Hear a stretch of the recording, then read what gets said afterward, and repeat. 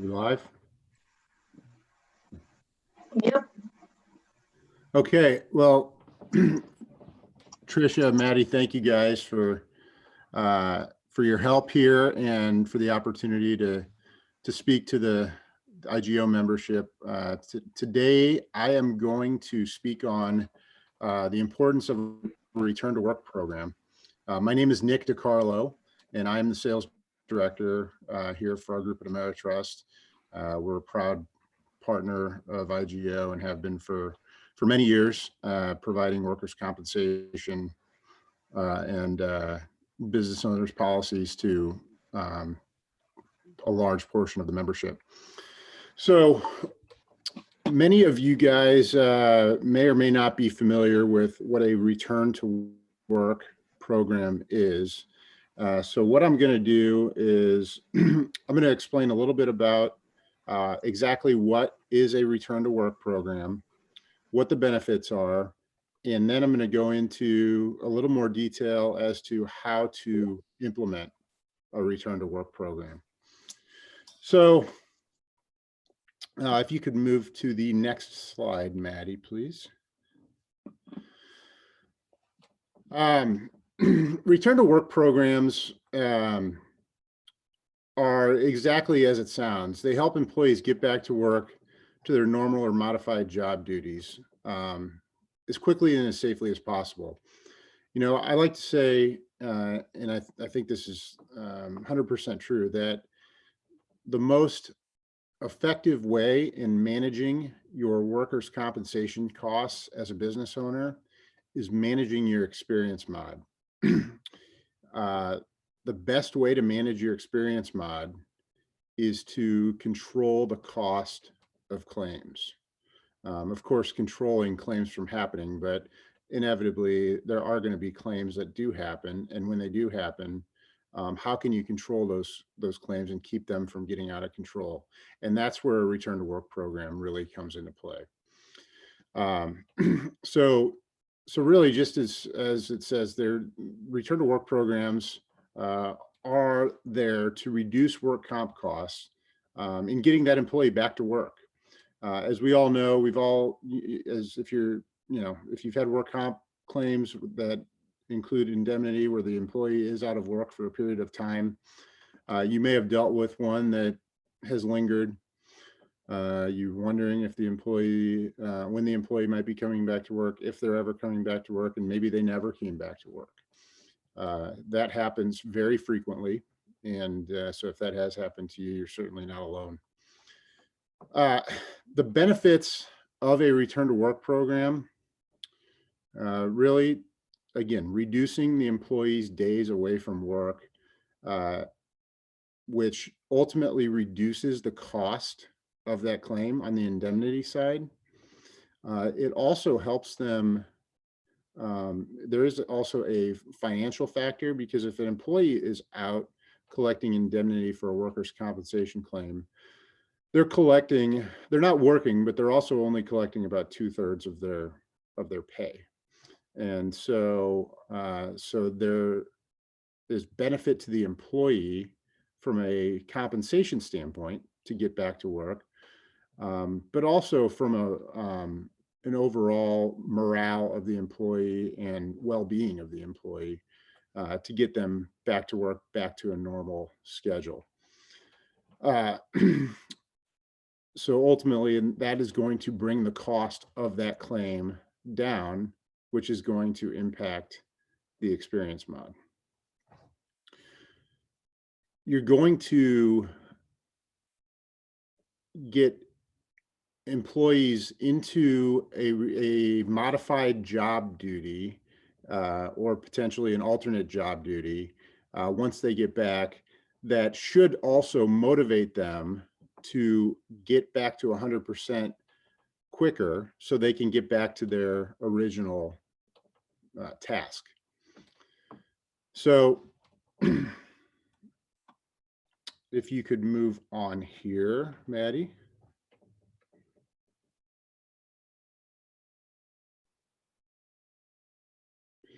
So the benefit for the employees, they're going to retain full earning capacity. They're going to maintain a productive mindset stay on that regular work schedule. We all have dealt with, in some way, or some have employees in some way deal with the impact of COVID, for instance, to the work schedule. And if you're, you know, probably you guys weren't shut down, but for a lot of companies, with offices closing and businesses closing down for a period of time, that was an, something that doesn't get talked about a lot in terms of the schedule of the employees, and kind of the impact the negative impact that has on the organization when employees have to readjust to getting back to work on a regular schedule. It's the same thing with a work comp claim. Uh, they're avoiding dependence on a disability system, and then gives them a sense of security and stability. And again, they are going to see that management has their best interests at heart if it's done correctly. And ultimately, that's going to have a positive impact on their well-being. I do encourage you to take notes on what I'm going to talk about next, if possible. And if you have any questions, we will have time to answer those. But I do want to go into how to implement a return to work program. We have a 10-step process that we at AmeriTrust help companies put in place. The first step is to know the facts. So, for instance, what is your experience mod? Some people know it right away. Some people don't know it at all. It's very important that you know what your experience mod is. And then also know what your lowest possible experience mod is. Your agent should be able to help you in determining that, because that should be your goal, to get your experience mod as close to that lowest possible mod that you possibly can. For those that don't know how the experience mod works, very simply, NCCI applies a rating factor to your workers' compensation costs. And if you're at a 1.0, you're paying exactly what your rates are with no discount and no additional debit added to your policy. If you're above a 1, then that means you've probably had some claims and some overall negative experience. So that's going to cost you more. If you're at a 1.2, you're going to be paying 20% more than you otherwise would be paying for your workers' compensation premiums. If you're at a 0.80, you're going to be paying 20% less. So obviously everybody wants to save money on their work comp, and that is absolutely the best way to do it, is by controlling that number. So when you know that, you can then determine, okay, how much is this costing me, or what is the opportunity for us potentially if we get a better handle on this experience mod. Those are important facts to know. And as you work through that, it's important also for the employees to be aware of how that works and the impact of work comp claims at the workplace on the overall cost to the business, and how that impacts them directly. It's important for them to know that, there's only so much money to go around for raises and bonuses and things like that. And if that money is spent on work comp because of negative claims experience, then that's going to have a negative impact on their ability to get a raise or get a bonus. Also, statistics show that employees that are off work for more than 16 weeks rarely return to the workforce. So somebody gets hurt, they're home, they, get comfortable sitting on their couch, watching TV. They're seeing lawyers' advertisements for people that are injured at work, and next thing you know, they're in touch with a lawyer. Comp claim goes through the roof. Employee gets more comfortable and just never comes back. We see that all the time. So that's exactly the type of situation you want to avoid.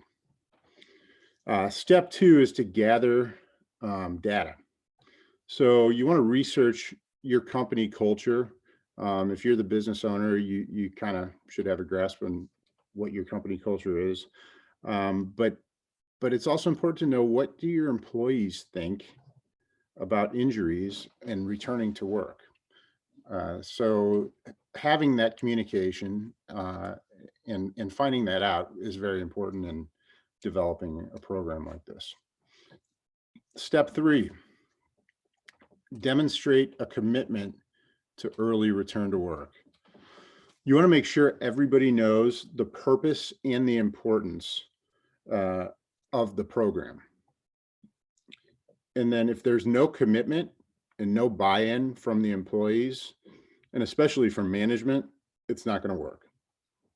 So you need to, the way to do that is education and communication. Step 4 is you want to create goals. So this is a way for you to communicate it in a positive way. Make sure that employees know that this is a serious initiative. So things like, there's a few different ways that you can get an employee back to work, whether it be what they call transitional duty. So a job that that is not really similar to what they were doing before, but something that they're capable of doing until they're back at full strength to be able to get back to their original position, or alternate duty. So either one of those would be options, or you can do a combination of both of those. So you want to have also step 5. You want to create a return to work contact and define the responsibilities, or you can have a team. I understand that most of you guys have small shops, so a team is probably not necessary, but having a contact, a person that takes ownership of the return to work program, is very important. Step 6, you want to create a workflow chart outlining the return to work process. So that would include identifying proper actions for all levels of employees, and that would serve as an action plan as you go forward. Step 7, you want to develop and maintain a job bank. So what does that mean? So you want to have a list kept of potential jobs for people to do as they're returning to work. So when you're looking at an alternate duty, something that they can't get back to what they were doing before, they can't turn a wrench, they can't really work in the shop, what can they do? Well, we've seen examples such as they're sweeping the facility, they're cleaning up. If they're really hurt and can't do much of all, they might sit out front and greet customers as they walk in. They might answer phones. We've seen all different types of things there that could potentially be used as jobs through the program.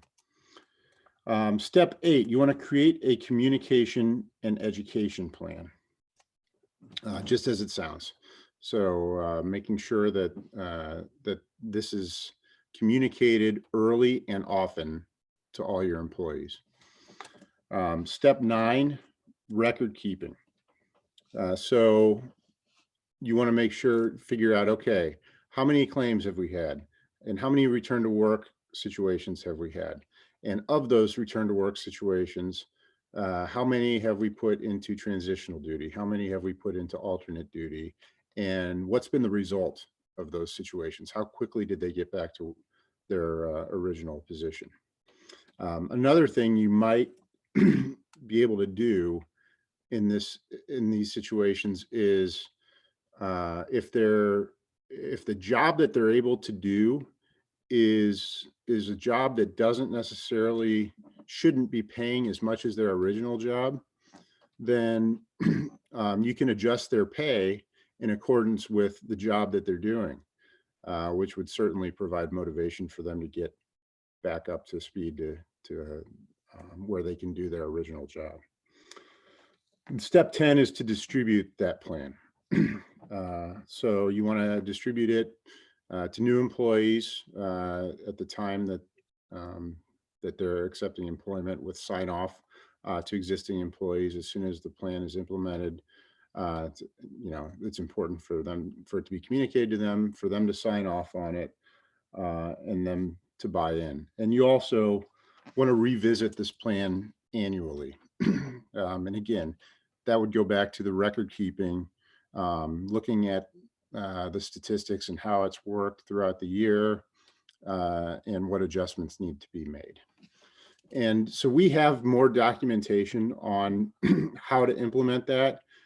We can assist with several things along those lines, as can your agent. So if you do have any further questions about that, or would like any further material about how to implement the program, we can certainly provide that.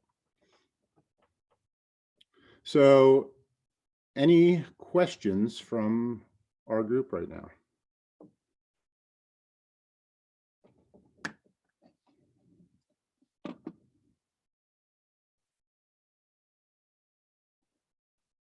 Nothing? All right. Well, that's all I have for today, Tricia. Okay, so just, an FYI, so AmeriTrust for our particular group in North Carolina goes through the IGO insurance agency. So if you wanted to get a quote on one of those programs or something like that, you would go through that insurance agency. I'm trying to get the phone number for you right now, just in case anybody was interested. Their number is 919-782-1560. And also in our member benefits page under IGO insurance, there's a link directly to them so they can get your information and help connect you with the quote for the product.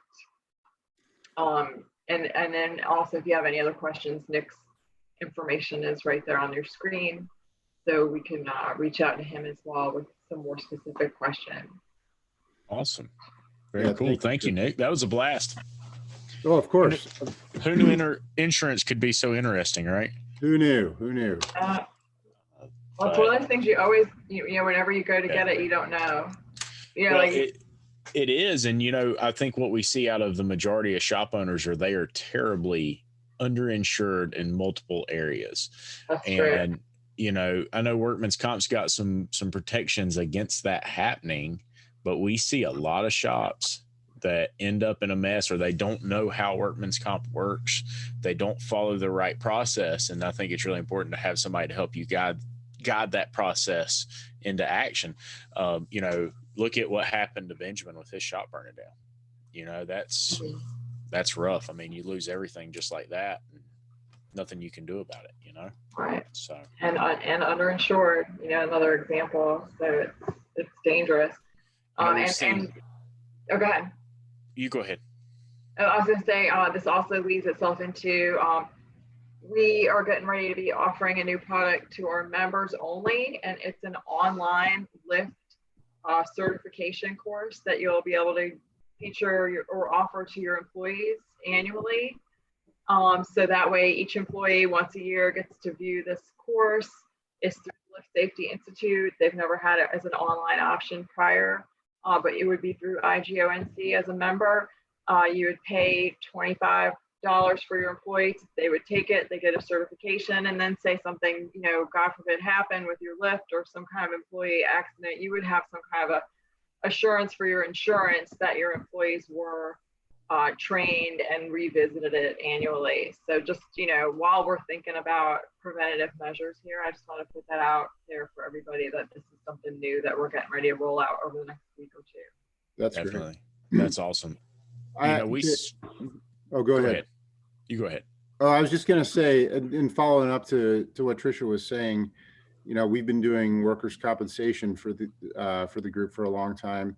I mentioned earlier, we did just roll out our business owners policy that can also be accessed through IGO Insurance Agency. And just the big differentiator about that is that it comes with a 3-year rate lock. So you can plan on your rates not increasing over the course of 3 years, which is a huge benefit. Definitely. Until I was involved with ASOG and IGO, I didn't realize how many shop owners found themselves in a situation where they were unprepared financially and insurance wise for a major disaster, somebody getting hurt, something happening within the shop. And when I became involved with ASOG in the last 2 years, I know of 9 shops that have completely ceased to exist because of a fire or an injury in the shop. I know of 4 shops on top of that have lost a team member because of a lift failure or something happening in the shop. And Workman's Comp stepped in and did what Workman's Comp does, but there were other areas they weren't protected and left themselves open for litigation that they never even realized they were open for. And you've got to be so careful. We're dealing with stuff that's an extremely dangerous situation. We were in a training night before last where we were talking about cell phones.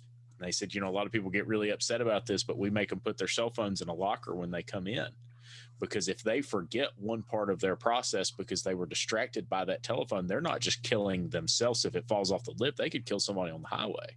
And distraction is such a big deal, what we see in the shop today. So I'm sure.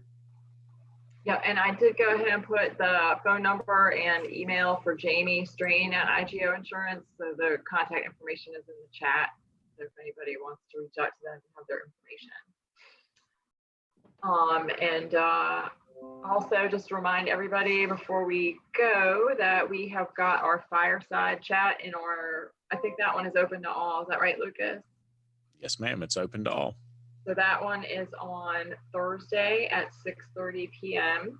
And you can register on the IGO Facebook group page.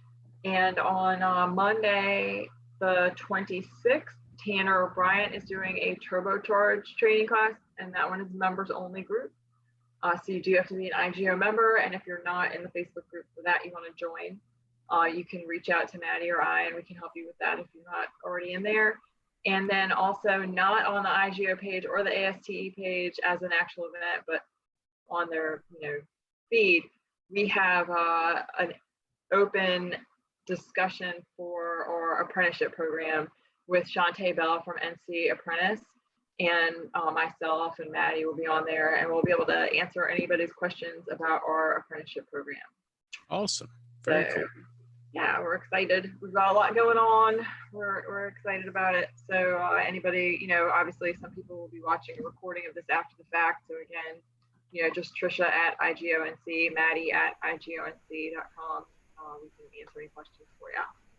Sounds good. Thank you, guys. And to piggyback off of that, we're also looking forward to jump starting our virtual chapter meetings again. So keep an eye out for those. We will get more dates and times out to you guys as those are more concrete. Sounds good. Thank you, guys. Y'all have a great day. Awesome. Thanks so much, Nick. Yes, of course. Thank you guys very much. Nice meeting you, Nick. Have a good day. Yeah, likewise. Take care, guys. Have a good day. Bye-bye.